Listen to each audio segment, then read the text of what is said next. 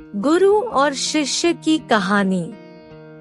गुरु और शिष्य की कहानी प्रेरक लघु कथाएं हिंदी में छात्रों के लिए जीवन में सफलता के लिए। यहाँ आप छात्रों के लिए हिंदी में नवीनतम संग्रह लघु प्रेरक भाषण पढ़ सकते हैं।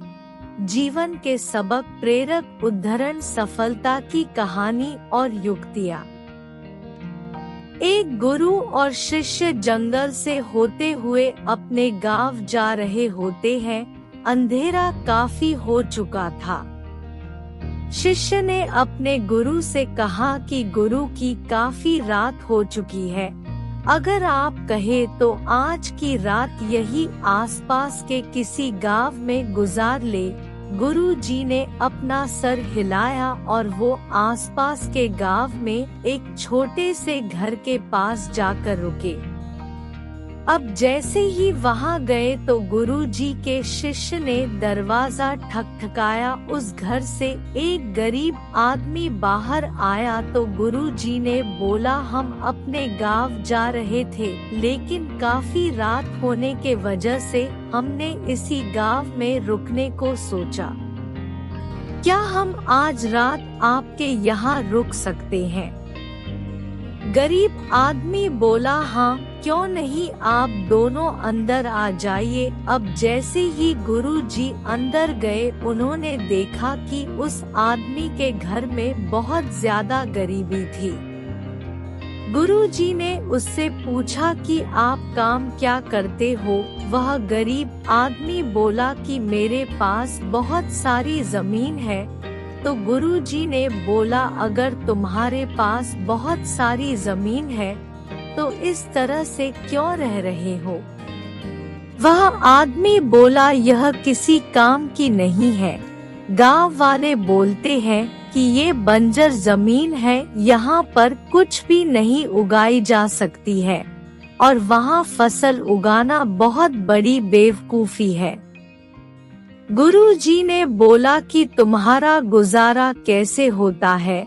उसने बोला कि मेरे पास एक भैंस है जिससे मेरा पूरा घर चलता है। ये सुनने के बाद गुरु जी सो जाते हैं और रात में जब सब लोग सो रहे होते हैं तब गुरु जी अपने शिष्य को उठाते हैं और उस गरीब आदमी की भैंस लेकर अपने गांव चले जाते हैं।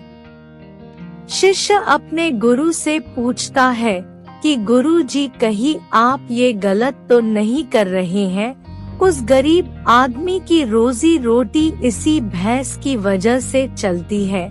तो गुरु जी अपने शिष्य की तरफ देखते हैं और मुस्कुराते हुए आगे बढ़ जाते हैं।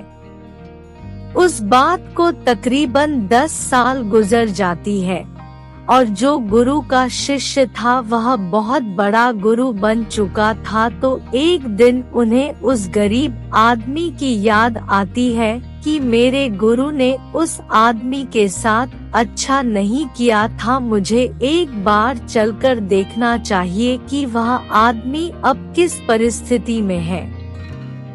वह शिष्य उस गांव की तरफ जाता है और वहां जैसे ही पहुंचता है तो वह देखता है कि जहाँ पर उस गरीब आदमी का झोपड़ा था वहाँ पर एक बड़ा ही आलीशान महल बन चुका था और उस झोपड़ी के बाहर जो बंजर जमीन थी उस पर फल और फूलों के बगीचे थे।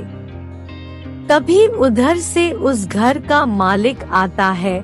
शिष्य उसे पहचान लेता है और उस आदमी को बोलता है, तुमने मुझे पहचाना? मैं अपने गुरु जी के साथ आया था, हमने एक रात के लिए आपके यहाँ रुके भी थे। वह आदमी उसे पहचान लेता है और बोलता है कि उस रात में आप कहाँ चले गए थे? और उस रात के बाद ही मेरी भैंस कहीं चली गई थी, मेरे पास कोई रास्ता नहीं था, तो मैंने अपने जमीन पर मेहनत की और फसल निकल आई और आज मैं इस गांव का सबसे बड़ा और सबसे अमीर आदमी बन चुका हूँ। ये सुनने के बाद शिष्य के आंखों में अपने गुरु जी के लिए आंसू आ गए और उसे ये बात अब समझ आई और वो रोने लगा। इस कहानी से हमें ये सीख मिलती है कि हमारे अंदर ऐसी बहुत सी टैलेंट छुपी हुई है, लेकिन हमें कोई ना कोई चीज रुका कर रखी है।